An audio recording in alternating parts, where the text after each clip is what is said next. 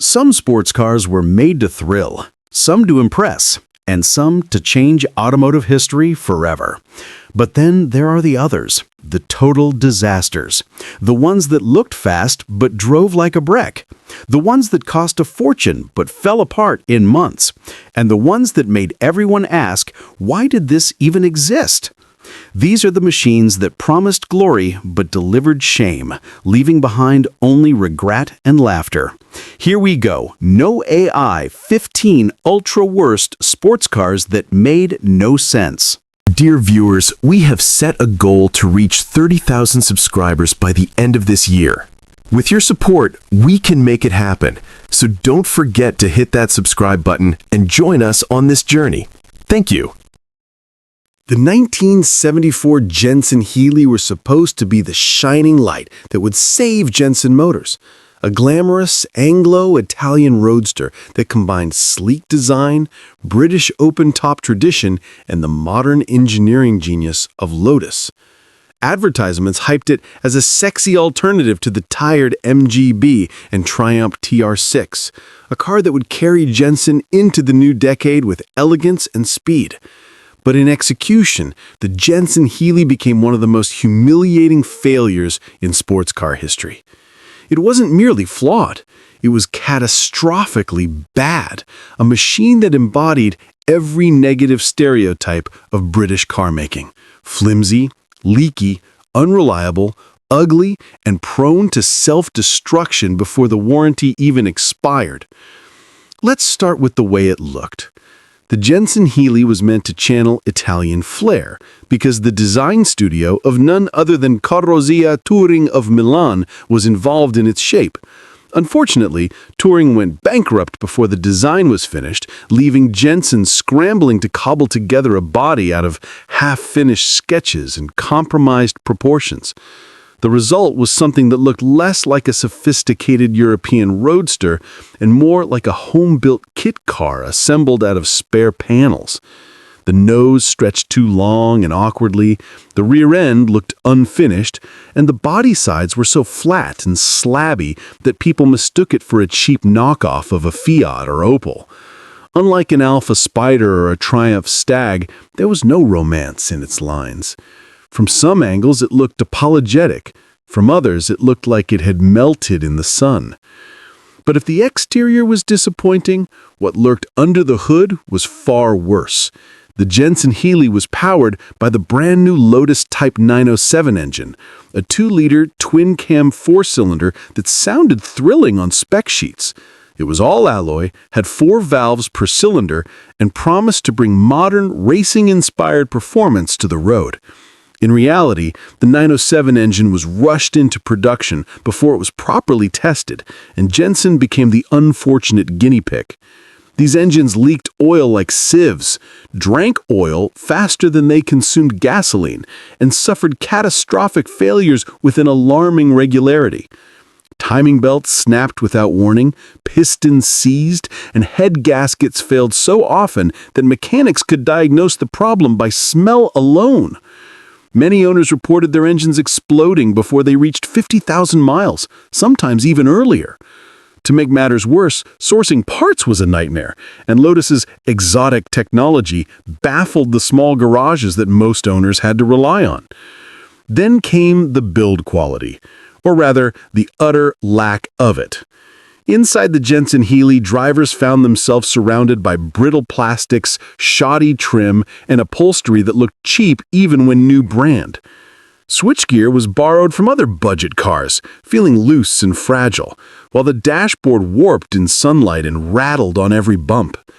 The canvas roof leaked so badly that owners joked about wearing raincoats while driving, and the windows jammed halfway up as if the car resented the idea of keeping water out. Rust arrived almost instantly, eating into wheel arches, door sills, and floor pans within a couple of years. Even freshly delivered cars sometimes had rust bubbles forming under the paint, a shocking embarrassment for a car that was supposed to compete in the premium sports market. The driving experience was another cruel joke. For all its lightweight promises, the Jensen Healey didn't handle with the finesse of its competitors. The steering felt vague, the suspension was both harsh and sloppy, and the car had a tendency to lurch and bounce rather than glide or carve corners. On smooth roads, it was tolerable, but on real-world pavement, it crashed over bumps and unsettled itself in turns. Instead of delivering joy, it delivered frustration. The brakes were barely adequate, and with the unreliable engine under the hood, few drivers dared push the car to its supposed limits. Instead of a nimble, engaging roadster, it felt like a kit car with no refinement and no soul. Owners were furious. Contemporary reviews described it as unfinished, underdeveloped, and prone to embarrassing failures. One owner recalled in a letter to a magazine that his Jensen Healey spent more time at the dealership than in his garage, with constant oil leaks, electrical gremlins, and eventually a total engine failure before the odometer hit 20,000 miles. Another admitted that he sold his Jensen Healey at a loss simply to avoid the humiliation of friends seeing it broken down at the side of the road yet again. The legacy of the Jensen Healey is one of deep disappointment. It had the pedigree of the Healey name, the engineering promise of Lotus, and the international styling influence of Italy. But all those elements combined into something that was less than the sum of its parts. Instead of saving Jensen, it accelerated the company's decline, saddling it with warranty claims, angry customers, and a reputation for failure. Today, the Jensen Healey is remembered as a cautionary tale, a symbol of everything that went wrong in 1970s British car making. Where an MGB or Triumph TR6 might have been unreliable but charming, the Jensen Healey was unreliable and charmless, with none of the beauty or romance to justify its flaws. It wasn't a lovable rogue. It was a clumsy embarrassment. A car so poorly executed that even enthusiasts have trouble defending it. What was supposed to be a halo roadster ended up looking like a kit car gone wrong, with the durability of a paper boat and the glamour of a washing machine. The 1974 Jensen Healey remains not just a bad car, but one of the most humiliating British sports cars ever unleashed. A car so bad it managed to make reliable rivals look like paragons of quality by comparison. Do you want me to push this even further? Like turning it into a savage, mocking obituary that paints the Jensen Healey as the automotive equivalent of a tragic comic disaster? The 1975 Ford Mustang II Cobra II deserves to be remembered not as a car, but as one of the greatest acts of automotive fraud ever committed by a major manufacturer. Here was a vehicle dressed in the sacred robes of performance heritage, draped in racing stripes, adorned with Cobra decals, festooned with spoilers, and marketed as a worthy heir to Carroll Shelby's thundering GT350s. But peel back the stickers, and what you were left with was nothing more than a Pinto in fancy drag, a cynical marketing trick sold to desperate buyers during the darkest, most pathetic era of American performance. The Cobra II was a poser of the highest order, a fake muscle car that promised venom but delivered wheeze, a snake costume wrapped around a lawnmower's soul. Let's start with its beating heart, or rather its asthmatic wheeze. Underneath that long, stripe-covered hood, buyers didn't find a snarling Cobra V8. They found an anemic selection of engines that would have been embarrassing in a family sedan, let alone in something pretending to be a performance car. The base four-cylinder barely coughed out a little over 80 horsepower. Yes, 80. The optional 2.8-liter V6 wasn't much better, producing all the excitement of a hairdryer. And even the much-hyped 302 V8, once the backbone of Mustang performance, had been strangled by emissions controls to the point where it made a miserable 130 horsepower on a good day. This was the Cobra, yet it had less bite than a rusty lawnmower. 0 to 60 times crept into double digits, and quarter-mile runs were so slow that muscle car fans wondered if Ford had built the world's first performance car designed for jogging speed. And the humiliation didn't stop at the powertrain. The Mustang II Cobra II sat on the architecture of the Ford Pinto, a car so infamous for its exploding gas tanks that it had become the national punchline for automotive incompetence. That meant the Cobra II inherited a short wheelbase, narrow track, crude suspension, and a chassis that had no business pretending to be sporty. The result was a car that looked fast standing still, but cornered like a shopping cart. Steering was vague, body roll was terrifying, and the brakes were so weak they inspired more prayer than confidence. If you tried to push the Cobra too hard, you quickly discovered that all the spoilers and stripes in the world couldn't cover up the fact that this was a Pinto wearing a Halloween costume. And oh, what a costume it was. Ford's designers went wild with stickers, scoops, and stripes, throwing on anything they could to distract buyers from the truth. Twin Le Mans-style racing stripes stretched across the body, giving it the appearance of a track-ready monster. A fake hood scoop sat proudly in the middle of the bonnet, doing nothing more than collecting dust. Side stripes and Cobra snake decals shouted performance to anyone within sight. And the pièce de résistance, bolt-on spoilers that added absolutely no aerodynamic benefit, but made the car look like it was trying desperately to relive the glory days of real Cobras. It was automotive theater at its most dishonest. A hollow stage show where every prop was designed to sell the illusion of speed without delivering an ounce of it. The public wasn't fooled for long. Mustang loyalists were horrified. They remembered the glory of the late 1960s Boss 302s, Mach 1s, and Shelby Cobras, machines with thundering engines, snarling exhausts, and genuine performance credentials. The Cobra II mocked that history with every sticker it wore. Car Magazine savaged it, calling it a disgrace to the Mustang name, a cynical marketing stunt that preyed on nostalgia while delivering disappointment. One review at the time noted that the Cobra II is all hiss and no bite, and the phrase stuck, echoing through history as the perfect epitaph for this pitiful creation. Even Carroll Shelby himself, whose name Ford had shamelessly evoked with the Cobra branding, wanted nothing to do with it. To Shelby, the Cobra had been a beast, a predator born for racing, a car that struck fear into Ferrari and conquered tracks worldwide. The Mustang II Cobra II, by contrast, was a neutered house cat in tiger paint.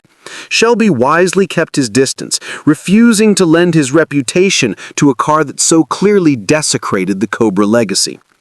The interior didn't save it either. Buyers were treated to a bland, plasticky cabin that looked and felt cheap. Gauges were sparse, seats were flat, and quality was laughable.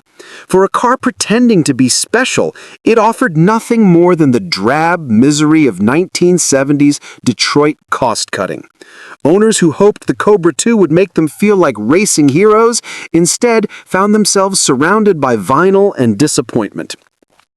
The legacy of the 1975 Mustang II Cobra II is one of unmitigated embarrassment.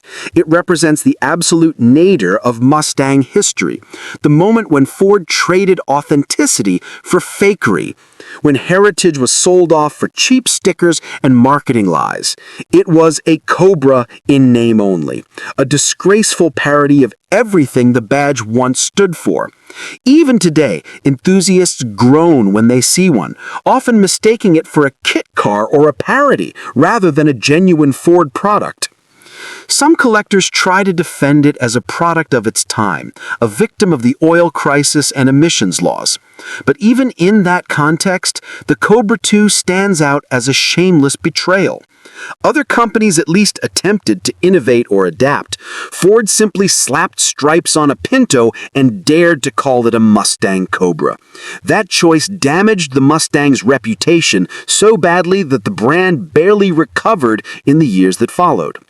In the end, the 1975 Ford Mustang II Cobra II is remembered not as a car, but as a warning, a reminder of what happens when marketing takes precedence over engineering, when heritage is sold off for a quick buck, and when a once great nameplate is reduced to a laughingstock. It was the Cobra that had no venom, the snake that hissed but couldn't strike, the performance car that couldn't perform. A hollow, cynical fraud that remains to this day the single most humiliating chapter in Mustang history. Would you like me to make it even longer? In the style of a brutal obituary, treating every element of the Cobra II as another layer of disgrace, almost like an autopsy of how to kill a legendary name? The 1987 Merkur XR4Ti is one of those rare cars that manages to be both instantly forgettable and permanently embarrassing. The kind of automotive blunder that forces people to ask, what on earth were they thinking? It was Ford's misguided attempt to bring a slice of European flair to America by rebadging the Ford Sierra XR4i, dressing it up with a new name, and marketing it as a cutting-edge performance coupe for U.S. buyers. On paper, the idea might have seemed promising: sleek European styling, turbocharged power, and the exotic mystery of a new brand name that sounded vaguely German. In reality, the XR4Ti was an incoherent mess, cursed by a fragile turbo engine, an identity crisis, a design that looked like it had been sketched during a lunch break, and a complete mismatch between promise and delivery. Let's start with the name, because even that was a disaster. Merkur was supposed to evoke German engineering prestige, but Americans didn't even know how to pronounce it. Was it Merkur, Mercure, or just Mercury with a funny accent? The badge looked alien, the branding felt confusing, and dealerships had no idea how to sell it. Ford tried to create a mysterious European halo brand, but instead of sophistication, it just reeked of marketing desperation. By the time customers walked into showrooms, they already had the nagging suspicion that they were being sold something cobbled together and dressed up as exotic. On paper, the idea might have seemed promising: sleek European styling, turbocharged power, and the exotic mystery of a new brand name that sounded vaguely German. In reality, the XR4Ti was an incoherent mess, cursed by a fragile turbo engine, an identity crisis, a design that looked like it had been sketched during a lunch break, and a complete mismatch between promise and delivery. Let's start with the name, because even that was a disaster. Merkur was supposed to evoke German engineering prestige, but Americans didn't even know how to pronounce it. Was it Merkur, Mercure, or just Mercury with a funny accent? The badge looked alien, the branding felt confusing, and dealerships had no idea how to sell it. Ford tried to create a mysterious European halo brand, but instead of sophistication, it just reeked of marketing desperation. By the time customers walked into showrooms, they already had the nagging suspicion that they were being sold something cobbled together and dressed up as exotic. On paper, the idea might have seemed promising: sleek European styling, turbocharged power, and the exotic mystery of a new brand name that sounded vaguely German. In reality, the XR4Ti was an incoherent mess, cursed by a fragile turbo engine, an identity crisis, a design that looked like it had been sketched during a lunch break, and a complete mismatch between promise and delivery. Let's start with the name, because even that was a disaster. Merkur was supposed to evoke German engineering prestige, but Americans didn't even know how to pronounce it. Was it Merkur, Mercure, or just Mercury with a funny accent? The badge looked alien, the branding felt confusing, and dealerships had no idea how to sell it. Ford tried to create a mysterious European halo brand, but instead of sophistication, it just reeked of marketing desperation. By the time customers walked into showrooms, they already had the nagging suspicion that they were being sold something cobbled together and dressed up as exotic. Then there was the styling. Imported from Europe largely unchanged, the XR4Ti looked odd even by 1980 standards. Its narrow body, tall greenhouse, and awkward proportions gave it a gawky stance. The signature biplane rear spoiler, a double wing stacked like some kind of plastic afterthought, was the car's most defining feature. But rather than looking futuristic, it made the XR4Ti seem like a kit car designed by someone who had only ever seen sports coupes in cartoons. To many Americans, it looked like a shrunken economy car desperately trying to play dress-up as a sporty machine. Park it next to a Camaro, a Mustang, or even a Nissan 300ZX, and the Merkur looked cheap, fragile, and out of place. Under hood, things didn't get much better. The XR4Ti came with a turbocharged 2.3-liter four-cylinder engine, the same basic lump found in the Mustang SVO and the Thunderbird Turbo Coupe. But instead of feeling lively and refined, it was rough, laggy, and prone to breakdowns. Turbo lag was massive. Step on the gas and you could count the seconds before anything happened. And when the power finally arrived, it came all at once, overwhelming the fragile drivetrain. Heat management was terrible, reliability was laughable, and owners quickly discovered that these engines were delicate at best, catastrophic at worst. One former owner famously described his XR4Ti as a time bomb with a turbo, because you never knew when something critical would explode. Worse still, many cars were saddled with an automatic transmission, which completely neutered what little spirit the XR4Ti had. The automatic turned it into a wheezy, sluggish embarrassment, destroying any credibility as a performance machine. Imagine the indignity of buying what was marketed as a sleek European turbo coupe, only to find yourself crawling away from stoplights slower than a minivan. The optional manual gearbox helped a little, but it was clunky and vague, and by then the damage to the car's reputation was already done. Handling was supposed to be the car's ace card. After all, the European Sierra XR4i had been praised overseas for its balance and agility. But once again, America got the short end of the stick. The suspension tuning felt soft and vague, steering feedback was numb, and the car never delivered the sharpness it promised. Against American rivals, it lacked brute force. Against Japanese imports, it lacked refinement. It fell right into the deadly middle ground of being neither powerful enough for muscle car buyers nor polished enough for import enthusiasts. The ownership experience was equally painful. Merkur was sold only through select Lincoln Mercury dealerships, many of which had no clue how to service these oddball cars. Parts were hard to come by, mechanics unfamiliar with the model, and warranties quickly turned into nightmares. Breakdowns were frequent, repairs were expensive, and dealer support was practically non-existent. For buyers, owning an XR4Ti often meant being stranded with a broken car that nobody wanted to touch. Unsurprisingly, sales were a catastrophe. Americans didn't understand what Merkur was supposed to be. They didn't like how the XR4Ti looked, and they quickly realized it wasn't the performance car Ford had promised. Ford had hoped to sell tens of thousands. Instead, only a fraction trickled out of showrooms. By the late 1980s, Merkur as a brand was already on life support, and by 1989 it was dead, swept into the dustbin of automotive history, taking the XR4Ti's shame with it. Today, the XR4Ti is remembered as one of Ford's greatest failures of the 1980s, a car that tried to fool Americans into believing they were getting a sleek European sports coupe, but instead delivered a fragile, underwhelming, and confusing product that satisfied no one. It was proof that you can't simply slap a foreign badge, a turbocharger, and a weird spoiler onto a Pinto-based platform and expect success.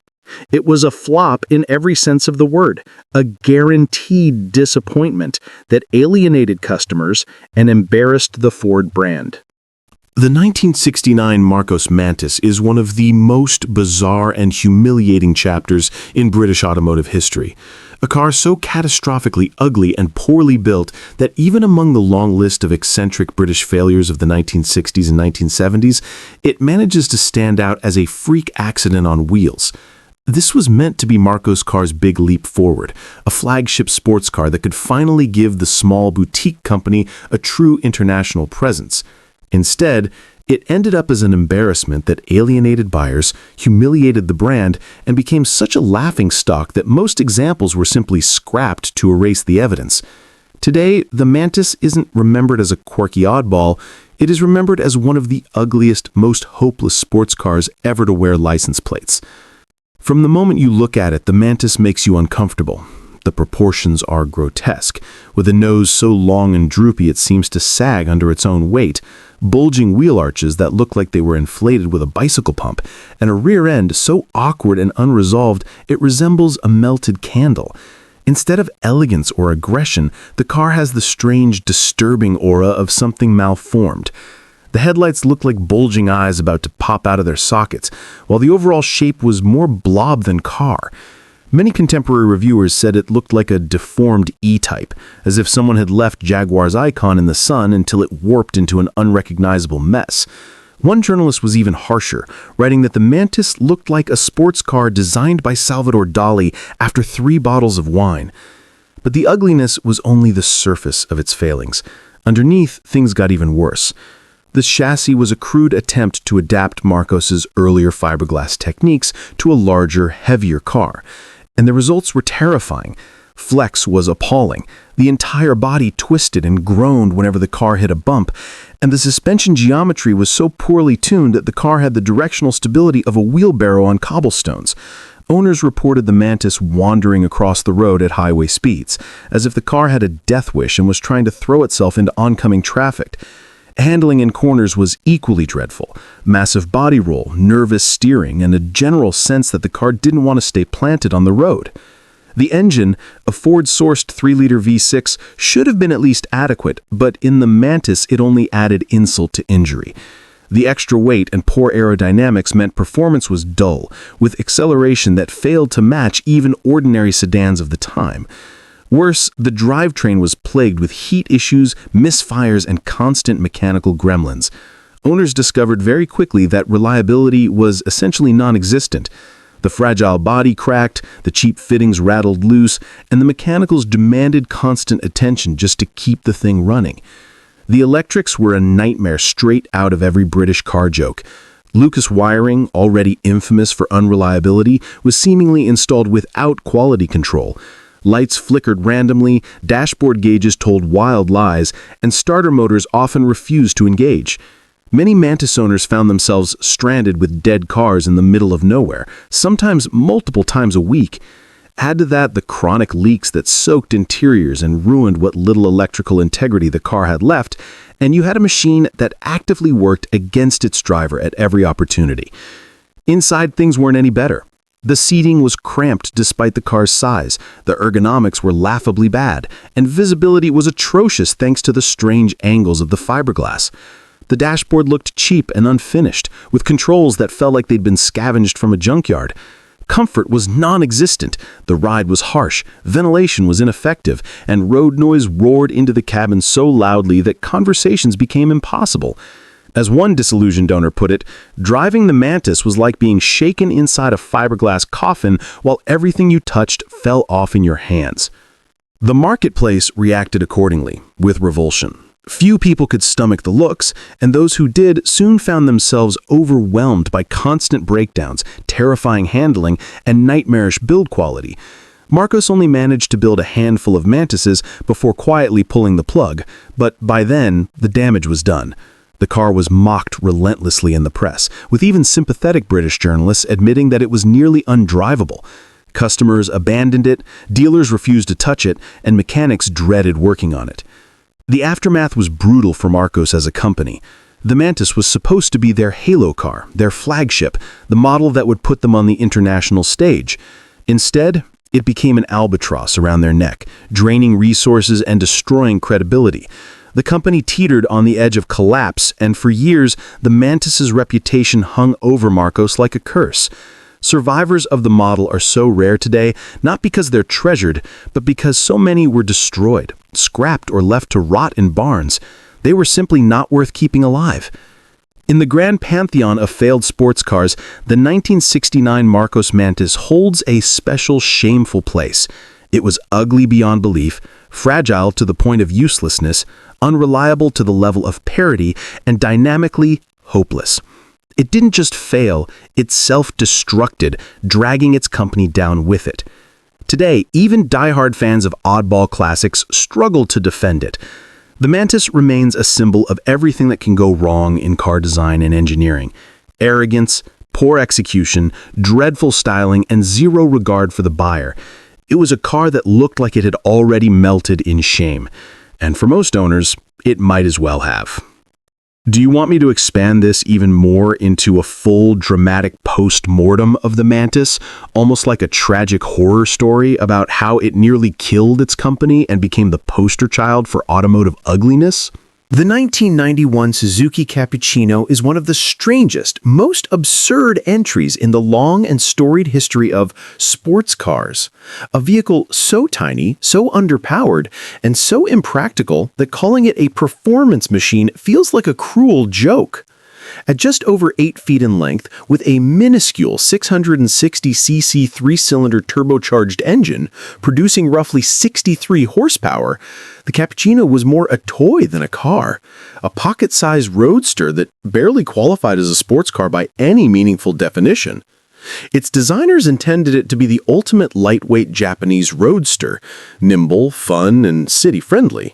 What they delivered, however, was a perilously tiny shoebox that could just barely move at highway speeds, shake violently in crosswinds, and terrify anyone foolish enough to believe it could handle like a real sports car. The styling was perhaps the only aspect where the Cappuccino achieved some level of charm.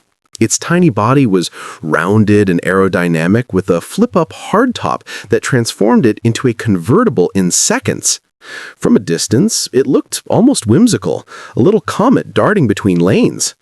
The proportions, however, were bizarre and unnerving. The car's wheelbase was comically short, the track too narrow, and the overhangs awkward. Up close, the front end seemed squashed, the rear slightly bloated, giving it the appearance of a toy car designed for a child's driveway rather than a public road.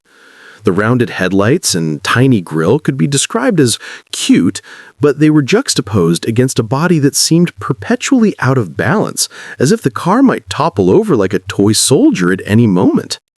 Under the hood, the engine, while clever in its engineering for a key-class car, was woefully insufficient for any sort of real-world driving. The turbocharged 660cc three-cylinder was designed to wring out performance from the smallest possible displacement, but even with forced induction, it delivered an anemic 63 horsepower. In city driving, the Cappuccino could feel sprightly enough, darting between cars and zipping down side streets with a sense of mischievous fun. On the highway, however, the illusion vanished instantly.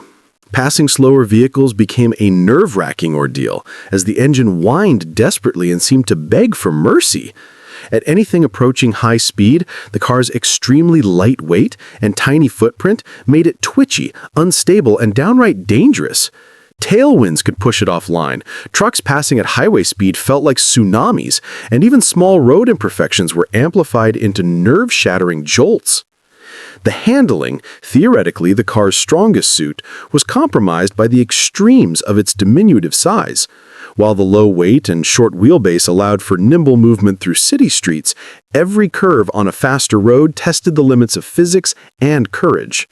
Rollovers, tip-overs, and unpredictable shifts in balance were genuine hazards.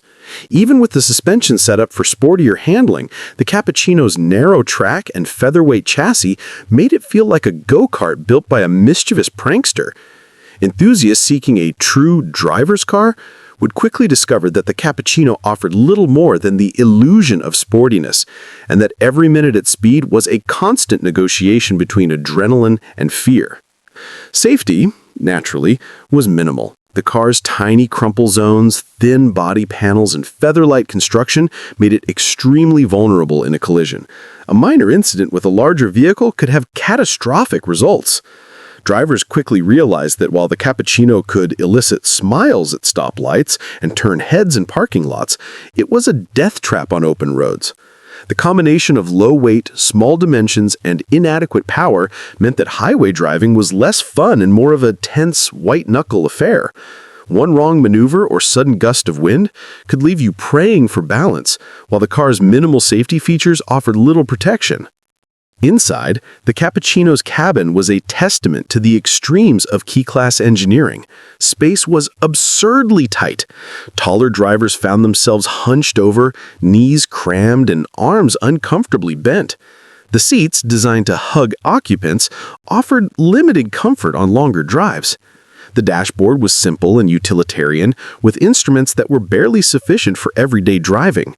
Storage was negligible, ventilation was marginal, and the overall sense was of a cockpit designed for whimsy rather than practicality. Even two occupants experienced a claustrophobic feeling, a stark reminder that this was a car meant to be cute and city-friendly, not capable of real-world touring. Ownership of a Cappuccino was an adventure in itself. While the small engine and simple mechanics allowed for relatively easy maintenance compared to larger sports cars, parts were limited outside Japan, and the turbocharged engine required careful attention. Failures could occur suddenly, often involving the turbocharger, cooling system, or fuel delivery. The suspension and tires, small and light, demanded careful monitoring. Any significant speed, any spirited driving could exacerbate these vulnerabilities, meaning that the very fun that Suzuki promised was a gamble with danger lurking at every corner. In the final analysis, the 1991 Suzuki Cappuccino was less a sports car and more a microcosm of audacious engineering gone awry. It delighted some with its diminutive charm, lightness, and playful personality in urban settings, but on real roads, it became a perilous toy masquerading as a car. Its tiny size, fragile turbo engine, and minimal safety made it laughable as a sports machine and dangerous as a highway vehicle. The Cappuccino exists today not because it was beloved for its performance or comfort, but because it represents the extremes of Japanese key engineering, a bold, whimsical, sometimes dangerous experiment that dared to call a shoebox a sports car. Even decades later, the Cappuccino remains a cautionary tale, a reminder that not every car built for fun can survive the reality of roads, physics, and common sense. It is tiny, it is cute, it is absurd, and it is terrifying all at once. A car that dares to ask drivers to ignore the laws of gravity, logic, and safety in the name of smiles and novelty. It was a sports car only in the imagination, a rolling paradox, and one of the most hilariously impractical attempts to turn a microcar into a driver's delight. If you want, I can push this to an even longer, dramatic narrative, almost like a tragic comic saga of the Suzuki Cappuccino, detailing every flaw, its tiny turbo, the highway dangers, the owner's horror stories, and why it is essentially the ultimate joke of the key sports car era. Do you want me to do that? The 1977 Aston Martin V8 Lagonda shooting brake conversion is one of the strangest, most bewildering creations ever to emerge from a marque renowned for elegance and sophistication. Aston Martin, already infamous in the 1970s for producing heavy, complicated, and notoriously unreliable V8-powered luxury sports cars, somehow found it within themselves to create a version of the Lagonda that defied both logic and taste. A long, awkward, wagon-like conversion that seemed less like a car and more like a Frankenstein experiment born in a dimly lit British shed. It combined the worst traits of the standard Lagonda, massive weight, complicated electrics, and engine tantrums, with a body style so absurd that it could make a Rolls-Royce station wagon look purposeful. At first glance, the proportions are immediately jarring. The car's stretched roofline and extended rear overhang are completely at odds with Aston Martin's typical design language. The original Lagonda already carried a reputation for being top-heavy and heavy-handed, and adding wagon practicality did nothing to improve its stance. Instead, it made the car look like a Cadillac Eldorado that had been hit with an industrial glue gun and left to dry. The rear cargo area protruded awkwardly, while the front retained the long, wedge-like profile of the V8 sports car. The result was a visual mismatch so extreme that even seasoned British car journalists struggled to describe it without laughing or grimacing. Some early critics called it a car that should never have been allowed out of the barn, and the comparison is apt. It genuinely looked as though the conversion had been performed in a backyard with minimal planning and zero regard for proportions. The interior did little to redeem the car. While it retained the sumptuous leather and walnut trim expected of an Aston Martin, the cabin now had the feel of a stretched limousine with wagon practicality shoehorned into it. Rear seats were awkwardly positioned, the cargo space was half-hearted, and ergonomics were compromised in the pursuit of novelty. Despite the car's size, it did not feel roomy or purposeful. Instead, it felt like a luxury car trapped in a body that refused to behave. Drivers were confronted with the familiar frustrations of the Lagonda's electronics, lights, gauges, and climate controls prone to random failure, but now in a larger, more awkwardly configured space. Under the hood, the V8 engine carried all the drama and unreliability for which Aston Martin was infamous in the 1970s. The 5.3-liter V8 could, in theory, propel the Lagonda at impressive speeds, but in practice, it was heavy, thirsty, and prone to mechanical tantrums. Oil leaks, overheating, and temperamental carburetors meant that a simple trip to the grocery store could feel like an expedition fraught with danger. The wagon conversion only made these issues worse. Additional weight and altered weight distribution stressed the chassis and suspension, exacerbating handling problems that were already borderline terrifying in the standard Lagonda. Cornering felt cumbersome, the car swayed unpredictably, and at higher speeds, it gave the impression it might simply fold in half under its own mass. The overall concept of a shooting brake version of a Grand Tourer is not inherently absurd. Brands like Ferrari and Aston Martin themselves would later execute successful examples. But the 1977 Lagonda conversion lacked the subtlety, engineering, and taste necessary to make it work. Instead of blending utility with style, it became a Frankensteinian hybrid, a heavy, temperamental sports car, awkwardly stretched to accommodate cargo that no one really needed to carry. The rear hatch, awkwardly proportioned, was a cosmetic afterthought rather than a practical solution, leaving the car looking unfinished, glued together, and utterly perplexing. Sales and reception were predictably disastrous. Aston Martin's traditional clientele were already cautious about the Lagonda, wary of its complexity, and the shooting brake version pushed that wariness to the extreme. Few were brave or foolish enough to purchase one, and those who did quickly discovered that they had acquired a car that was as temperamental as it was impractical. Spare parts were difficult to source, maintenance was nightmarish, and the already tricky V8 was now working harder to move the additional body mass. Driving the car became an endurance test, surviving the mechanical quirks and hoping the electronics didn't fail mid-journey was almost as challenging as driving the car itself. In the history of eccentric British automotive creations, the 1977 Aston Martin V8 Lagonda shooting brake conversion occupies a place reserved for those ideas that were so bizarre, so misjudged, and so impractical that they defy explanation. It is heavy, ungainly, unreliable, and visually jarring. A car that could only exist in a world where someone believed that more is better and utility over elegance was a suitable philosophy for Aston Martin. The shooting brake conversion was not luxurious, it was awkward. It was not practical, it was unwieldy. And it was certainly not desirable. It was one of the most confused, glued together, and questionable experiments ever to roll off British soil. Even today, the Lagonda shooting brake remains a cautionary tale of ambition unrestrained by reason. A car that embodies the phrase, "just because you can doesn't mean you should." It is a vehicle that combines the worst of Aston Martin's V8-era quirks with a body style that made no sense, resulting in a rolling monument to excess, confusion, and poor taste. Collectors, if they even find one today, approach it with equal parts awe and horror, knowing they are witnessing a car that could never decide whether it was a sports car, a luxury sedan, or a wagon, and failed at all three.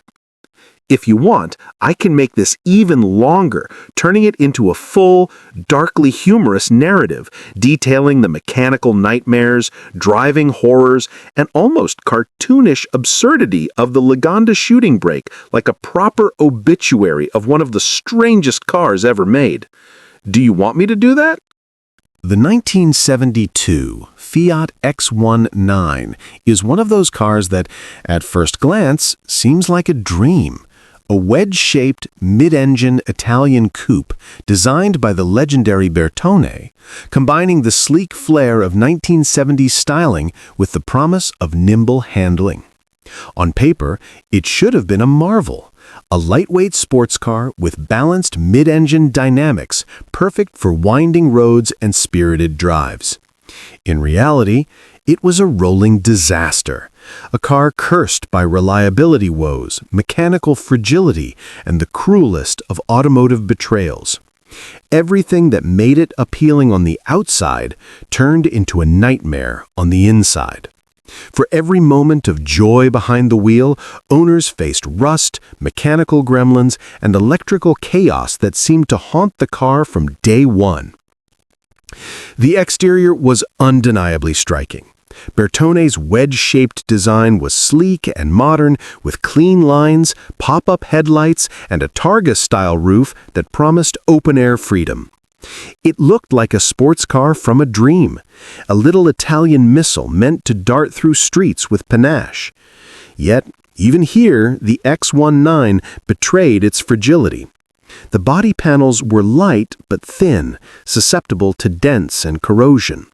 Rust, particularly around the sills, wheel arches, and rear deck, became an inevitable companion for anyone daring enough to drive it outside a climate-controlled garage. What should have been a shining Italian gem often deteriorated quickly into a corroded, patchy eyesore. Mechanically, the car was a study in contradictions. The mid-engine layout gave it superb balance in theory, but the Fiat-sourced engines, whether the original 1.3-liter or the later 1.5-liter, were underpowered and prone to overheating if pushed hard. Enthusiasts who expected a lively sports car often found themselves with a wheezing, temperamental machine that struggled to reach highway speeds. Cooling issues plagued the car, especially in warmer climates, and the drivetrain was prone to leaks and premature wear. The gearbox, while precise when new, quickly developed vague shifting, worn synchros, and clunky engagement, leaving owners cursing every time they tried to extract a little speed from the tiny engine. Electrics were another source of endless torment. The X1 seemed cursed by wiring that could fail at any moment. Interior lights flickered unpredictably, gauges often gave false readings, and critical components like the fuel pump and ignition system were prone to sudden failure. One minor electrical fault could cascade into a cascade of problems, leaving the car stranded on the side of the road with little warning. Owners came to expect the unexpected, knowing that a simple drive could turn into an hour-long battle with fuses, switches, and Italian temperamental design. The car's small size and lightweight construction were both a blessing and a curse.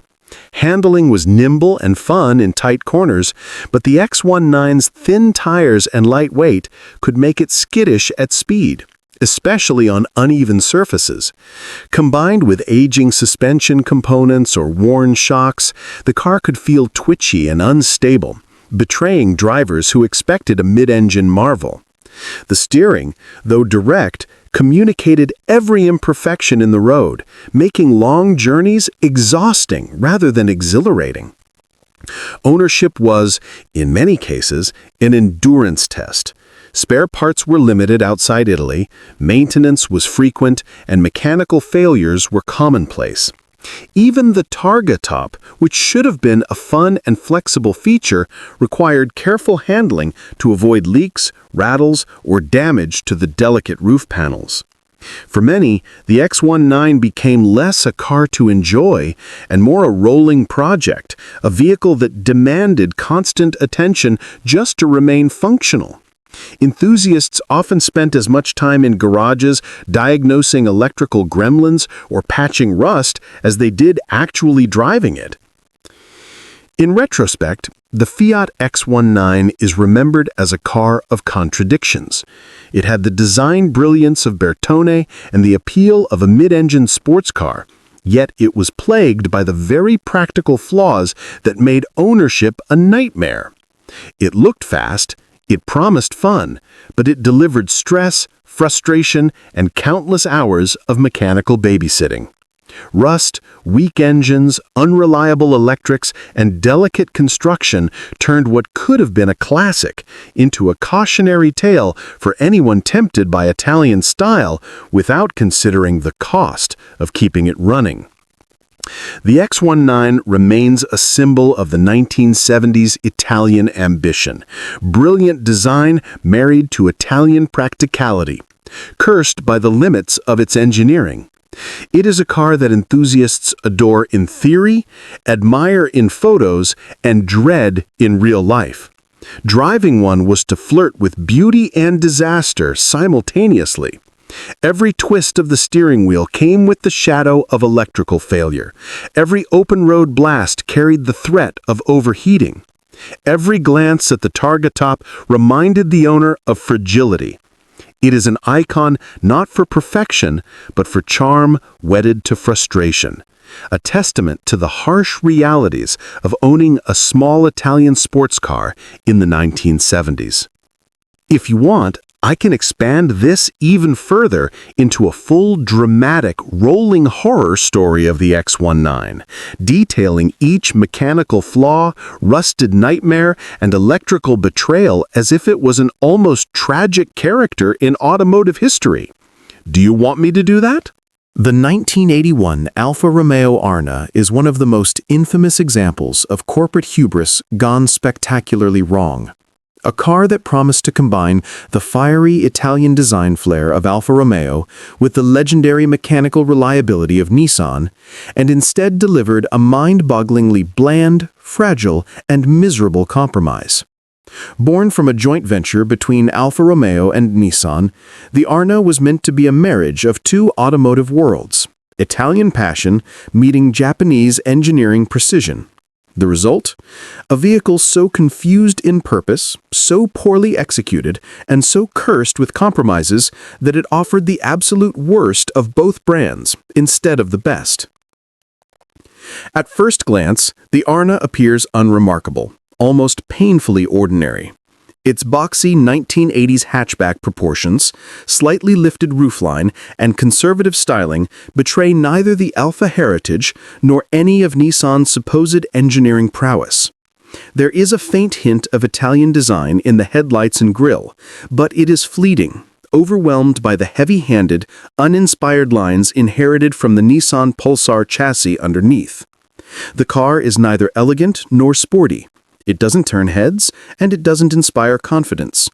Instead, it sits there, bland and forgettable, a car that almost dares you not to notice it. Beneath the surface, the Arna's failures multiply. The marriage of Alfa bodywork and Nissan mechanics was a disastrous mismatch. The car retained Alfa's sometimes temperamental electronics, finishing issues, and thin, corrosion-prone panels, while using Nissan's older Pulsar underpinnings that, though reliable in Japan, were poorly adapted for European conditions. Rust spread through the sills, arches, and floor pans with alarming speed, turning what should have been a sturdy hatchback into a rolling asbestos of corrosion. Owners quickly discovered that even routine exposure to rain and winter salt could leave the Arna's bodywork pockmarked and brittle within a few short years. The driving experience was equally uninspiring. The tiny engines, designed more for economy than enthusiasm, were dull, unresponsive, and utterly forgettable. The chassis, a compromise between two worlds, offered neither the nimbleness of a small Alfa nor the rock-solid stability of a Nissan. The car handled poorly, with vague steering, uninspired suspension, and a lack of feedback that made even mundane maneuvers feel lifeless. Long drives were tedious, and even city commutes could be frustrating due to the lack of power and the car's tendency to rattle and complain as if alive. There was no thrill, no charm, and no real reason to enjoy being behind the wheel. Electrical reliability, a hallmark of Alfa headaches, was another constant frustration. Dash gauges would fail without warning, lights flickered mysteriously, and the wiring often developed shorts that left owners stranded. Combine this with the rapid onset of rust, and you had a car that punished its owner every time they tried to enjoy it. Nissan's mechanical dependability did little to mitigate these problems, because the integration of Italian bodywork and electronics with Japanese components had been executed poorly, leaving a Frankenstein-like vehicle that embodied the weaknesses of both parent companies. The interior fared no better. Upholstery was cheap and prone to wear. The plastics cracked easily, and the ergonomics were confused and uncomfortable. Controls were poorly positioned, ventilation was ineffective, and the driving environment felt cheap and uninspiring. For a car that was meant to appeal to buyers looking for the best of both worlds, it delivered a depressing compromise instead. Owners reported a constant parade of small annoyances: doors that stuck, windows that jammed, and the ever-present smell of damp and corrosion inside the cabin. Market reception was predictably brutal. Enthusiasts rejected it as bland and uninspiring. Alfa loyalists recoiled from the perceived betrayal of the marque's passionate character, and practical buyers found themselves frustrated by its rapid decay and lackluster performance. The Arna became a cautionary tale in the industry, a stark example of how corporate joint ventures, however promising on paper, can produce something that satisfies nobody. Few survived the 1980s without suffering extensive rust, electrical gremlins, or mechanical fatigue. And by the 1990s, most Arnas had disappeared from the roads entirely, leaving only the occasional survivor to serve as a grim reminder of what happens when compromise goes too far. In essence, the Alfa Romeo Arna stands as a monument to failure. A car that promised Italian flair and Japanese reliability, but delivered the absolute opposite: a bland, rust-prone, mechanically uninspiring, headache-inducing vehicle that pleased no one. It is a rolling paradox: neither Alfa nor Nissan, neither exciting nor dependable, and ultimately utterly forgettable except as an object lesson in what happens when two very different automotive philosophies clash without careful integration. Driving an Arna was not an experience of passion or fun. It was an exercise in endurance, patience, and the slow erosion of hope. The 1994 Isdera Commendatore 112i is one of the most curious and eccentric chapters in the history of supercars, a car that embodies ambition, audacity, and almost complete impracticality all in one package. Born from a small, almost artisanal German company, Isdera, it was a project that aimed to combine exotic styling, rare engineering, and the performance of a high-end Mercedes-Benz powertrain. On paper, it should have been a thrilling, ultra-exclusive supercar. In reality, it was so unusual, so impractical, and so bizarre in appearance and execution that only one example was ever built, leaving the Commendatore 112i as a one-off oddity, admired for its audacity, but ridiculed for its quirks. From the outside, the 112i is an alien vision of a supercar. It features massive gull-wing doors that swing upward with theatrical flair, a sweeping low-slung body, and proportions that exaggerate its long hood and compact rear.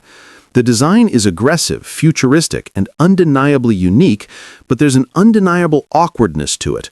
The wide rear haunches, sharp-edged front end, and exaggerated curves give it a slightly cartoonish presence, as if a concept car had been shrunk and stretched at the same time. Unlike Italian exotics, which are fluid and sensual, the Commendatore 112i looks almost mechanical, as if someone had built a supercar entirely out of metal and engineering diagrams, prioritizing spectacle over beauty. For many, it appears more like a prototype sculpted in a German engineering lab than a vehicle meant for everyday roads or even real racing.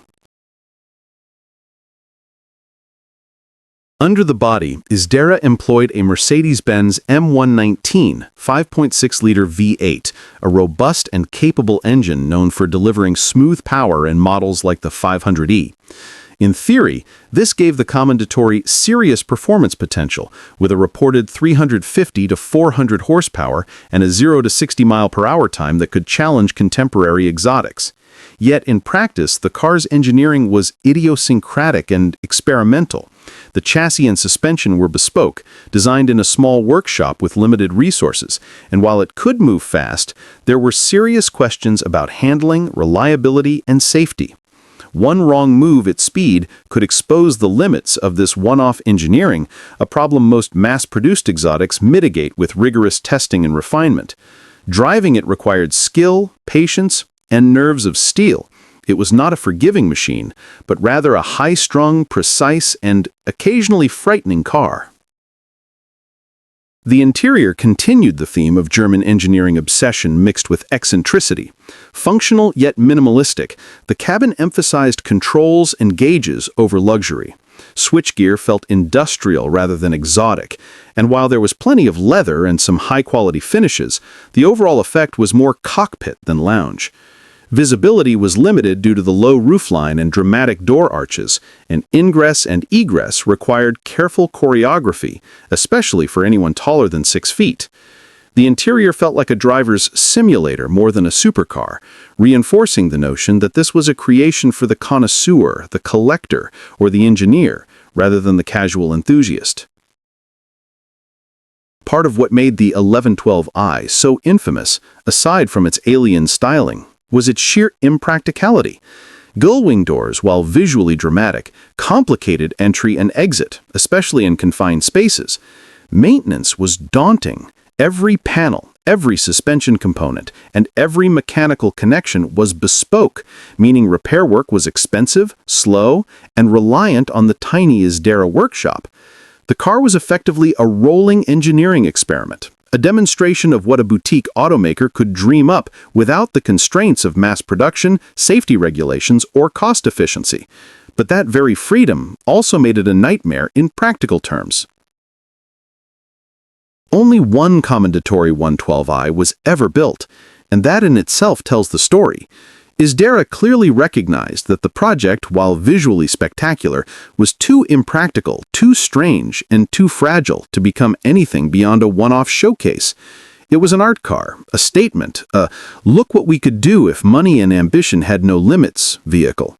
But for everyday use, for performance on modern roads, and even for collector appeal, it was a peculiar enigma, part supercar, part prototype, part engineering oddity, part curiosity. In the grand tapestry of 1990s exotic cars, the Isdera Commendatore 112i occupies a very specific niche. It is admired for its audacity, respected for its Mercedes-Benz power and bespoke craftsmanship, and simultaneously ridiculed for its awkward proportions, impractical doors, and questionable engineering.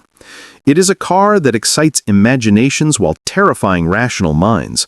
A German supercar that dared to be completely unique, yet only one example exists because the world itself seemed unwilling to accept such audacious eccentricity as a road-going vehicle.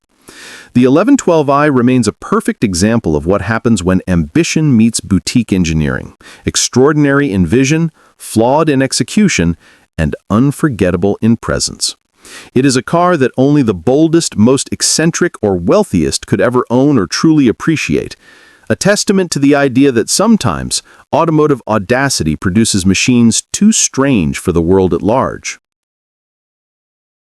If you want, I can expand this further into an extremely long, dramatic narrative, diving into every mechanical quirk, every design exaggeration, the engineering compromises, and the sheer audacity of the Commendatore 112i, making it read like a full, almost tragic tale of automotive ambition gone delightfully strange. The 1976 Matra Simca Bagheera is one of those automotive curiosities that exists somewhere between ambition and absurdity. A car that promised French ingenuity and sporty flair, but delivered a daily headache wrapped in a wedge-shaped body. From the moment it was conceived, the Bagheera was designed to stand out. Its most eye-catching feature was also its most controversial: 3 seats across the front. This radical configuration was meant to create a more social, engaging driving experience, allowing 2 passengers to sit beside the driver while maintaining a compact mid-engine layout. On paper, it was clever, daring, and thoroughly French. In practice, it was a disaster waiting to happen. The styling, a collaboration between Matra's engineering team and Italian designer Bertone, was sleek and modern for the mid-1970s, with sharp edges, pop-up headlights, and a low-slung wedge body that promised speed, even when stationary. It certainly turned heads, but only because the proportions were slightly off, and the car looked almost toy-like, with a mix of ambition and awkwardness in every line. Unlike Italian or German sports cars, which combined style with substance, the Bagheera seemed to promise excitement, but delivered a puzzling and plasticky visual experience. Its body panels were made from fiberglass-reinforced polyester, an innovative choice to keep weight down, but one that made the car feel cheap, fragile, and, in many cases, squeaky or rattly after only a few months on the road. Under the hood, or rather behind the driver, was a small, underpowered 1.3 or 1.4-liter 4-cylinder engine sourced from the Simca 1100. While reliable in its original sedan, in the Bagheera, it struggled to move the lightweight sports car with any kind of enthusiasm. Acceleration was lethargic, top speed modest, and the car's promise of sporty driving felt like a cruel joke. The engine was prone to overheating, especially during spirited driving, and the gearbox often required delicate handling to avoid grinding or misalignment. Enthusiasts, who hoped for Italian-style flair with French charm, were left with a car that was slow, underwhelming, and temperamental. Perhaps the greatest source of frustration was reliability. The Bagheera's mechanicals were a patchwork of clever ideas and cutting corners.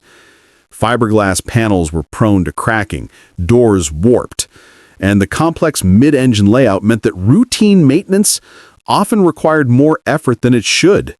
Electrical faults were common, as were minor leaks and mechanical quirks. Drivers quickly learned that owning a Bagheera was less about the thrill of the drive and more about surviving the car itself. It became notorious as a temperamental French toy, a car that could start a morning full of anticipation and end it with a tow truck. The 3-across seating arrangement, while innovative, also contributed to discomfort and impracticality. The middle seat was narrow and awkward, the pedals and controls slightly offset, and longer drives became cramped affairs. The low roofline and wedge shape exacerbated this claustrophobia, leaving taller drivers and passengers feeling trapped inside a plastic coffin disguised as a sports car. The cabin, while functional, lacked the refinement and quality expected even for a small European sports car, and the plastics, once they aged, made the interior feel cheap and disposable. Handling was another mixed bag. The mid-engine layout gave the car theoretical balance, but the suspension and chassis were underdeveloped, leaving it twitchy at higher speeds and prone to unpredictable behavior in corners. Tires were narrow by modern standards, braking performance was marginal, and the overall driving experience failed to live up to the car's visual promise. Even a moderately spirited drive required caution and nerves of steel. The Bagheera could appear fast, agile, and sophisticated from the outside, but anyone actually pushing it quickly discovered the gap between its appearance and reality. Despite these flaws, the Bagheera has survived in automotive memory as a curious and somewhat endearing oddity, a symbol of French ambition, ingenuity, and eccentricity gone slightly off the rails. Collectors admire its unusual design, its daring three-across seating, and its place in the mid-1970s European sports car scene. But even among enthusiasts, there is acknowledgement that the car's mechanical and practical failings make it more of a conversation piece than a true driving experience. Rust, breakage, overheating, squeaky panels, and underpowered performance mean that surviving examples are rare, and owning one requires dedication, patience, and a willingness to embrace its temperamental nature. In short, the 1976 Matra Simca Bagheera is a car of contrasts. Clever in concept, disaster in execution, visually striking, yet plasticky, and fun only when the stars align. It is a French automotive cautionary tale demonstrating that innovation alone cannot compensate for weak mechanicals, poor execution, and the harsh realities of road use.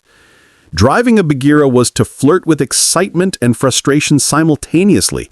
It promised flair, style, and sociable seating, but delivered underpowered engines, relentless maintenance, and mechanical headaches that could sour any driving experience. It is a car that looks like it should exhilarate, yet almost never does. A quirky experiment that embodies both the charm and folly of French automotive ambition in the 1970s. The 1983 Bitter SC is a striking example of ambition colliding with reality. A car that promised Italian-inspired luxury and exotic allure, but delivered the awkward compromises of badge engineering gone too far. Bitter, a small German company founded by Erich Bitter, sought to create a hand-built, high-end GT that could compete with the likes of Ferrari, Maserati, and Aston Martin, while relying on the mechanicals of everyday Opel sedans to make it feasible. On paper, the combination seemed clever, exotic styling fused with reliable German engineering. In practice, it resulted in a car that looked like it belonged on the cover of an automotive magazine, yet drove like a mundane General Motors family sedan and cost a fortune for what it offered. Visually, the Bitter SC is undeniably alluring. A wedge-shaped, low-slung coupe with sleek lines, pop-up headlights, and a presence that could turn heads anywhere in Europe. The design borrows heavily from Italian influences, particularly the Bertoni-penned Maserati Quattroporte and Ferrari 400i, with smooth, flowing surfaces, wide fenders, and a long hood that suggested power and refinement. The interior, at least at first glance, seemed luxurious. Leather upholstery, polished wood accents, and a driver-focused layout gave the impression of exclusivity and craftsmanship. Everything about the SC screamed exotic, at least until you started driving it or inspecting it closely. The reality under the skin was far less inspiring. Bitter used Opel components for practicality. A front-mounted 3 to 5.3-liter V8, depending on market and build, and various Opel mechanicals, including the suspension and transmission. While these parts were durable and familiar, they were mismatched with the car's grand GT ambitions. Driving the SC revealed a heavy, ponderous machine that lacked the precision, engagement, or soul expected of a luxury sports car. The steering was vague, the brakes felt ordinary, and the suspension, tuned for comfort rather than performance, allowed body roll that made the car feel sluggish in corners. While it looked exotic parked in front of a hotel, it drove like a watered-down Opel Rekord, leaving drivers frustrated and disappointed. The high price tag only deepened the irony. While bidder charged the equivalent of a Ferrari or Maserati, buyers were paying for styling and rarity rather than performance, handling, or engineering excellence. Many critics and potential customers balked at the incongruity. A car that looked expensive but felt ordinary, expensive to maintain, and difficult to justify when true supercars existed at similar or even lower price points. It lacked a real identity, straddling the line between exotic GT and conventional sedan without fully embracing either. Owners often felt caught in a limbo of style over substance, buying a car that drew admiration for its looks but invited scorn for its driving experience. Reliability was another mixed bag. While Opel mechanicals were generally durable, the SC was hand-built and bespoke, meaning that minor issues were often difficult to address. Electrical faults, trim misalignments, and cooling problems were not uncommon, and sourcing parts could be expensive or time-consuming. Unlike mass-produced vehicles, which benefited from economies of scale and proven engineering, the SC's rarity turned maintenance into a challenge, compounding the frustration for owners. Market reception in both Europe and America was predictably underwhelming. Europeans were bemused by the price-to-performance ratio and the curious Opel underpinnings, while Americans struggled with import complexity, high costs, and the sense that they were paying for badge prestige rather than actual driving pleasure. It lacked a real identity, straddling the line between exotic GT and conventional sedan without fully embracing either. Owners often felt caught in a limbo of style over substance, buying a car that drew admiration for its looks but invited scorn for its driving experience.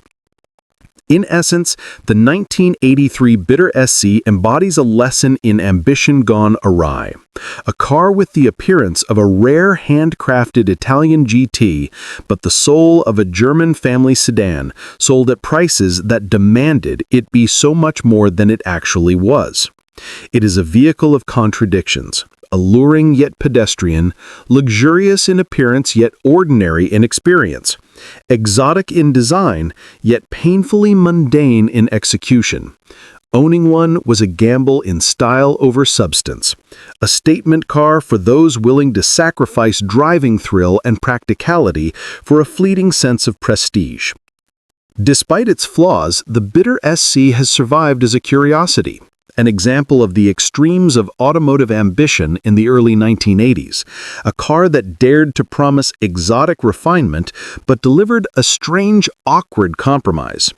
It is remembered less as a successful sports car and more as a cautionary tale, the perils of combining high design aspirations with underwhelming engineering and absurdly high pricing. Today, it exists as a rare collector's oddity, admired for its audacity and styling, but still widely acknowledged as a car that had no real identity, no real performance, and no real place in the automotive hierarchy.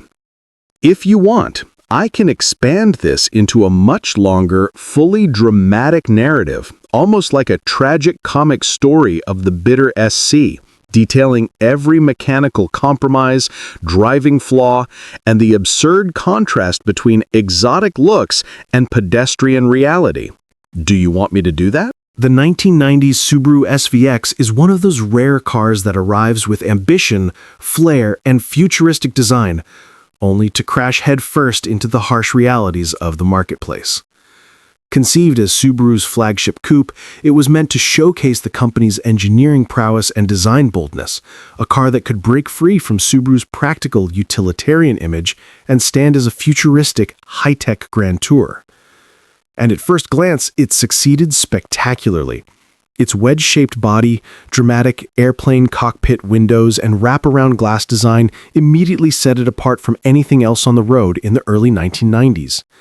It looked like a vision of the future, sleek, aerodynamic, and unmistakably unique. Yet for all its visual promise, the SVX was doomed from the start by compromises that would plague its reputation and ultimately seal its commercial fate. The design was, without question, the SVX's crowning achievement. The airplane cockpit canopy, which extended over the driver and passenger with a dramatic glass wrap, offered an almost science-fictional aesthetic, giving the impression of piloting a fighter jet rather than a car. Bertone, the Italian design house responsible for the exterior, managed to blend futuristic sensibilities with Subaru's typical Japanese precision. The long, wedge-shaped hood, integrated pop-up headlights, and sculpted body sides were undeniably striking. The car exuded ambition, daring to look completely unlike anything else on the roads of 1990s America and Japan. It promised a driving experience that was as extraordinary as its design suggested, a coupe that could combine luxury, performance, and avant-garde styling in a single package. Unfortunately, the reality fell far short of the dream. Beneath the skin, the SVX was compromised by weight, complexity, and questionable mechanical decisions. Its 3.3-liter flat-six engine, while smooth and capable, was attached to a continuously variable automatic transmission, colloquially known as the slush box by critics, which negated much of the performance potential. Enthusiasts who expected an engaging manual gearbox were met instead with lethargic acceleration and a disconnected driving feel. The car's all-wheel drive system, Subaru's hallmark, added stability but also significant weight, making the SVX feel ponderous rather than nimble, undermining its exotic appearance with unexciting dynamics. The cabin, though futuristic, also presented compromises. The wraparound glass canopy created a stunning visual effect, but it also caused significant greenhouse heating, glare, and limited ventilation options. The unique design made the interior feel spacious from a visual perspective, but the driving position was awkward and ingress and egress could be cumbersome. Visibility to the rear was compromised by the bold styling, forcing reliance on side mirrors and tight maneuvering. While the interior materials were relatively high quality for Subaru at the time, soft-touch plastics, leather trim, and the thoughtfully laid-out dashboard, the car still carried the weight and cost penalties of its complex body structure, which translated into high purchase prices and difficult maintenance. Commercially, the SVX struggled almost from the outset. Its futuristic styling, while praised by automotive journalists, alienated traditional Subaru buyers who preferred practicality, reliability, and all-weather performance. Luxury buyers, on the other hand, were reluctant to pay premium prices for a car that carried Subaru's economy car image and lacked a manual transmission for enthusiast appeal. Marketing it was a challenge. The SVX seemed too advanced and niche for the average buyer, too unconventional for those seeking classic luxury or sports car excitement. Sales were limited, and despite its uniqueness, the model lasted only a brief run before fading into obscurity. Reliability, fortunately, was typical Subaru. Mechanically robust, though parts for the unique flat-six and specialized transmission could be costly to source over time. However, the combination of limited production, high purchase cost, and polarizing design meant that few owners experienced the car's full potential. The SVX became a symbol of unfulfilled ambition, a car that looked like a star but drove like a compromise, a futuristic dream grounded by engineering, marketing, and practical limitations. In the final analysis, the 1990s Subaru SVX stands as a cautionary tale in automotive history. A car that dared to be different, to combine exotic design with all-wheel drive engineering, yet failed to achieve the balance required for success. Its futuristic cockpit, sweeping glass canopy, and wedge-shaped lines captured imaginations, but heavy weight, limited performance options, and a high price tag doomed it commercially. Driving one today is a glimpse into what might have been, a bold, unusual vision of the future, restrained by the practical realities of its era, and remembered as an intriguing but flawed experiment in automotive ambition. The SVX remains a collector's curiosity, admired, occasionally derided, and never forgotten. It is a car that promised excitement, adventure, and novelty, only to leave buyers and enthusiasts alike with a mixture of awe and frustration. Its story is one of bold dreams meeting harsh reality, a futuristic spaceship of a car trapped in a slushbox transmission, weighted down by practicality, and ultimately a reminder that even the most daring designs can fail when reality refuses to cooperate. If you want, I can expand this into an even longer, dramatic narrative, almost like a tragic tale of ambition and compromise, detailing every quirk, every driving frustration, and the exact ways the SVX failed to live up to its futuristic promise. Do you want me to do that? The 1971 Saab Sonett III is one of those rare examples of automotive ambition gone awry. A car that aspired to sportiness and flair, but ultimately became a small, quirky, and somewhat tragic footnote in motoring history. Saab, a company best known for practical, safe, and unconventional sedans and hatchbacks, decided to try its hand at a true sports car in the early 1970s. The result was the Sonett III, a compact, lightweight coupe that was intended to combine Swedish engineering with playful European styling. From a distance, it looked like a bold experiment. Sleek lines, a low profile, and a wedge-shaped body that promised speed and agility. Up close, however, the illusion quickly dissolved, revealing a car that was awkwardly proportioned, underpowered, and teetering on the edge of absurdity. The styling, penned by Gunnar A. Sjögren and featuring design cues meant to modernize Saab's image, was polarizing to say the least. The Sonett III's body seemed almost toy-like, with exaggerated curves, a stubby rear deck, and a front end that suggested it had been softened and melted in the sun. Its proportions were unusual. Short, narrow, and lightweight, it seemed more like a plaything than a serious sports car. While some appreciated the Scandinavian charm and quirky appeal, many found the styling awkward, almost comical, and certainly not in line with the gravitas expected of a performance car. Pop-up headlights and a removable targa roof were intended to inject excitement, but in combination with the car's odd silhouette, they often made it appear more like a prototype or a designer's experiment than a production vehicle. Beneath the body, the Sonett III was equipped with a tiny 1.7-liter V4, essentially a Saab sedan engine adapted for the sports car. While efficient and relatively reliable for everyday driving, it was wholly inadequate for the sporty persona the car was trying to project. Acceleration was sluggish, top speed modest, and even moderate driving on open roads revealed a car that lacked punch and excitement. Steering was precise but light, suspension stiff yet oddly floaty, and handling, while not terrible, could never compensate for the underwhelming power. Enthusiasts hoping for a lively, engaging sports car quickly discovered that the Sonett III was more of a styling exercise than a performance machine. The interior continued the theme of quirky compromise. Minimalistic yet idiosyncratic, the cabin featured unusual controls, tiny seats, and an abundance of hard plastics, typical of Saab's practical philosophy, but poorly matched to a car marketed as a sports machine. Visibility was fair, and ergonomics were adequate, but the interior lacked the tactile excitement and driver-focused environment of other small European sports cars of the era. Every element seemed functional, yes, but none evoked the thrill or charm that buyers expected from a car promising speed and style. Reliability, however, was Saab's traditional strength. The V4 engine was durable, the transmission dependable, and the basic mechanics held up well over time. Unfortunately, durability could not compensate for the car's fundamental flaws: sluggish performance, strange proportions, and a personality that was more eccentric than exciting. The Sonett III became known less as a desirable sports car and more as a quirky, sometimes frustrating novelty, a car that was enjoyable in concept but underwhelming in practice. Market reception reflected these contradictions. Enthusiasts appreciated Saab's attempt at something playful, but serious sports car buyers found it underwhelming and odd.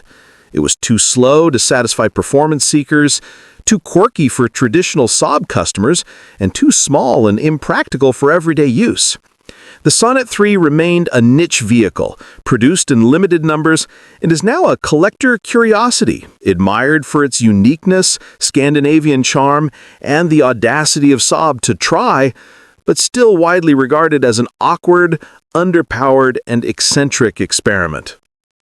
In retrospect, the 1971 Saab Sonett III stands as a reminder of what happens when ambition, style, and practicality collide without balance.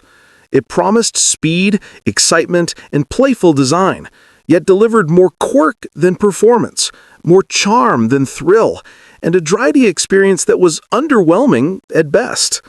Its tiny V4 engine, odd proportions, and unusual aesthetics made it a car that could elicit smiles, chuckles, and head scratches in equal measure.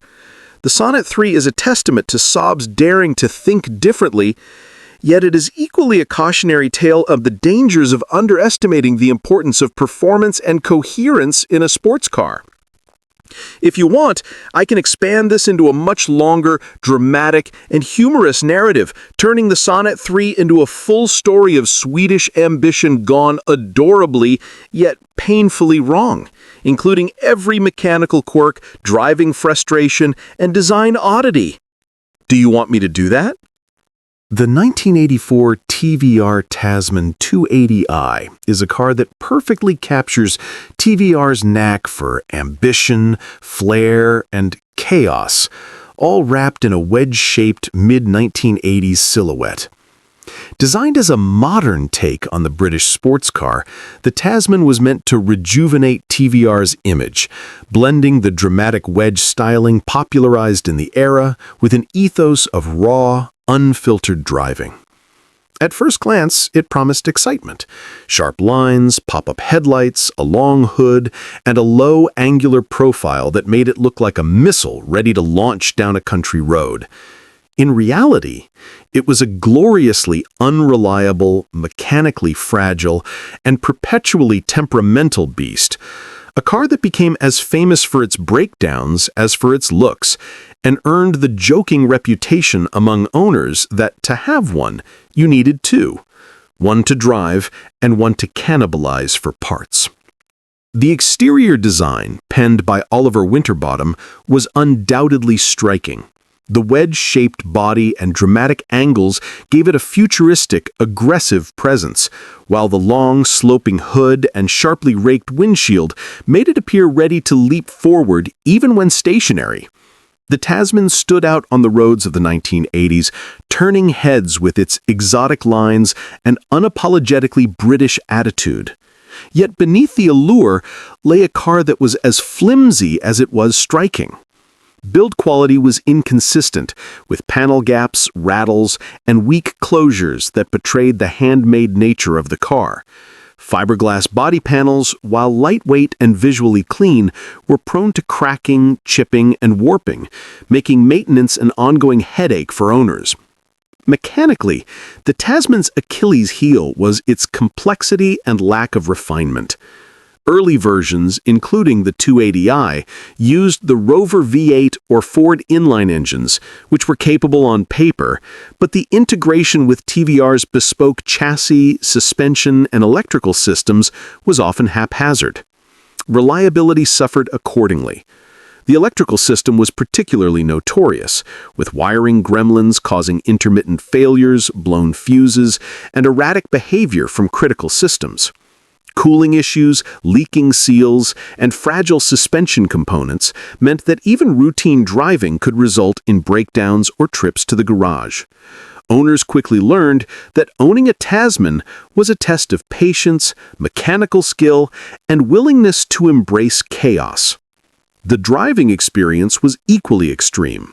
When everything worked correctly, which was often a matter of luck, the Tasmin could be exhilarating. Precise, responsive, and rewarding for those who loved the raw, analog feel of a 1980s British sports car. However, this thrill was punctuated by moments of mechanical panic. Steering could suddenly feel vague, brakes sometimes uneven, and the gearbox prone to misalignment or grinding if not treated delicately. Long trips were stressful, and even short drives demanded a mental checklist of potential failures, spare fuses, and roadside tools. In essence, the car was alive, but in a way that could be chaotic, capricious, and sometimes cruel. The interior, while sporty, was another area where compromise met ambition.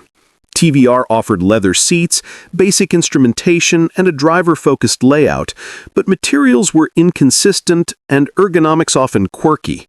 Controls felt lightweight and sometimes unreliable, the dashboard rattled under stress, and the cabin was prone to squeaks and vibrations that reminded drivers of the car's handmade origins. Comfort was secondary to style and performance, a reminder that the Tasmin was a true enthusiast's car, but only if you were willing to forgive or endure constant quirks and mechanical headaches. Market reception was as polarized as the car itself. Enthusiasts loved the bold styling and the promise of a driver-focused British wedge, but practical buyers recoiled at the thought of the Tasman's reliability, maintenance costs, and unpredictable temperament. Many jokes circulated among owners.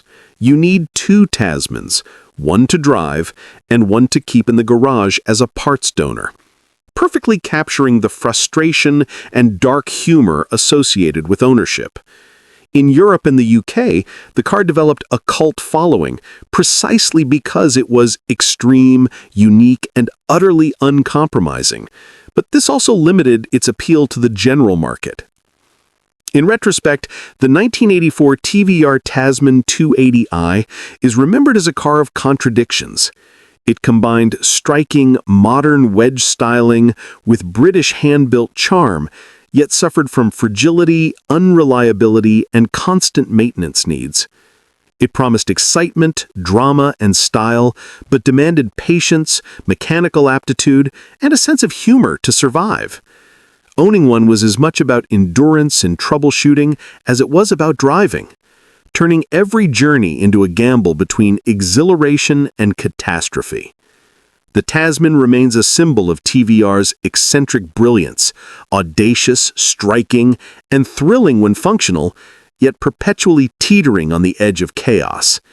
It is a car that embodies the perils of boutique automotive ambition, a machine designed to captivate the imagination, but whose reality often leaves its owner cursing, laughing, and constantly repairing.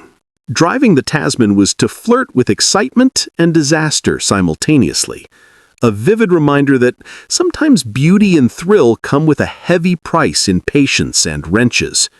The 1997 Opel Tigra is a car that, at first glance, tries to fool you into believing it is a serious, sporty compact, a vehicle that embodies energy, flair, and fun.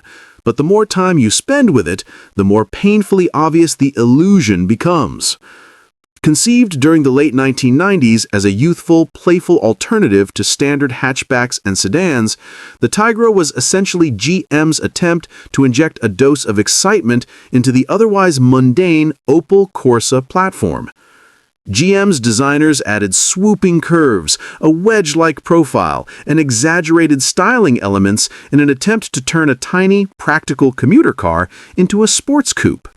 While the exterior was undoubtedly cheerful and attention-grabbing, the reality under the skin was a blunt reminder that dressing up mediocrity in flashy clothing does not create performance, thrill, or excitement. From the front, the Tigra presents a smiling, almost childlike face with rounded headlights and a short, compact hood that gives it a quirky personality.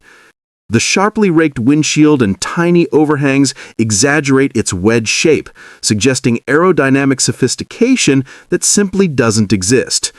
The side profile, with its exaggerated curves, flared fenders, and swooping roofline, tries to mimic the dynamics of a classic sports coupe.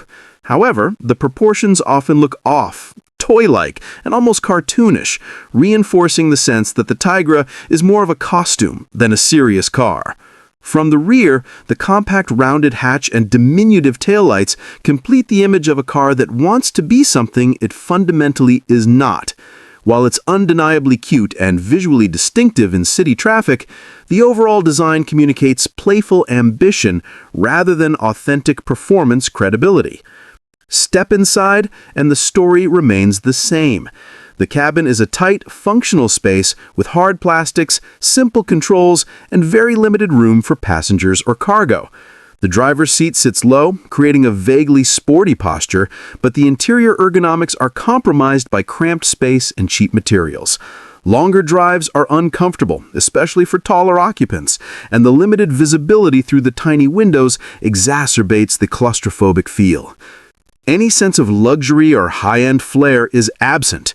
The interior screams economy car first and coupe second, a mismatch that immediately undermines the sporty aspirations suggested by the exterior. Performance is where the Tigra's masquerade truly falls apart. The car's engines, ranging from 1.4 to 1.6 liters, are adequate for commuting, but woefully underpowered for any spirited driving. Acceleration is sluggish, the engine drags noticeably at higher speeds, and even moderate inclines can sap momentum. The suspension, while tuned to provide basic comfort, is soft and uninspiring, allowing body roll in corners and diminishing any sense of sportiness. Steering feedback is light and disconnected, leaving the driver with little sense of connection to the road. The car can navigate tight city streets easily, but it lacks the precision, thrill, or confidence one expects from a performance-oriented coupe. Essentially, the Tigra is a glorified hatchback masquerading as a sports car, delivering style without substance and fun without meaningful performance. Driving the Tigra is a study in contradictions. On one hand, it's nimble enough for city driving, parking, and short commutes, and its compact dimensions make it cheerful and maneuverable. On the other hand, every press of the accelerator, every corner taken at speed, and every highway merge exposes the car's mediocrity. Enthusiasts who approach it expecting a true sports car experience are inevitably disappointed. The Tigra does not accelerate with confidence, handle with precision, or inspire the thrill that its exterior suggests. Even the gear shift, though adequate for everyday driving, feels lightweight and somewhat vague, further emphasizing the car's compromise between practicality and aspiration. Reliability is largely in line with the Corsa platform, mechanically simple, cheap to repair, and fairly durable, which is a small consolation for a car whose performance is underwhelming. The Tigra's true legacy, however, is in its image problem. Buyers who were seduced by its styling discovered quickly that it was a car of compromises, a sporty-looking shell filled with mundane mechanics. Critics and enthusiasts alike mocked it for being a Corsa in a party dress, a vehicle that could never truly deliver on the promises implied by its wedge-shaped body and coupe styling. It became a symbol of cosmetic ambition divorced from reality, a car whose charm lay almost entirely in its playful, cheerful appearance rather than in any tangible driving pleasure. Market reception reflected this divide. Younger buyers appreciated its affordability, cute looks, and compact practicality, while serious driving enthusiasts laughed at the notion that it could be considered a sports car. Sales were respectable enough for GM to continue production, but the Tigra never achieved genuine sporting credibility. It became a niche, polarizing vehicle, admired for quirkiness but derided for mediocrity. Collectors today regard it as a charming oddity, a car that attempted to be exciting and youthful, but ultimately fell flat in every meaningful performance metric. In the final analysis, the 1997 Opel Tigra is a car that embodies the tension between style and substance. It promised energy, excitement, and playful sportiness, yet delivered compromise, underwhelming performance, and awkward proportions. Driving one is a constant reminder that aesthetic appeal alone cannot make a true sports car. It is a vehicle that delights the eye, but disappoints the heart. A quirky, toy-like machine that exists more as a statement of ambition than as a credible performance automobile. The Tigra is a cautionary tale. Flashy design can attract attention, but without substance, it risks leaving both drivers and critics frustrated and amused in equal measure. If you want, I can create an even longer, fully dramatic and humorous narrative, turning the Tigra into a comedic tragedy of automotive ambition gone wrong, detailing every quirk, tiny engine sputter, awkward handling moment, and exaggerating its toy-like absurdity for maximum effect. Do you want me to do that?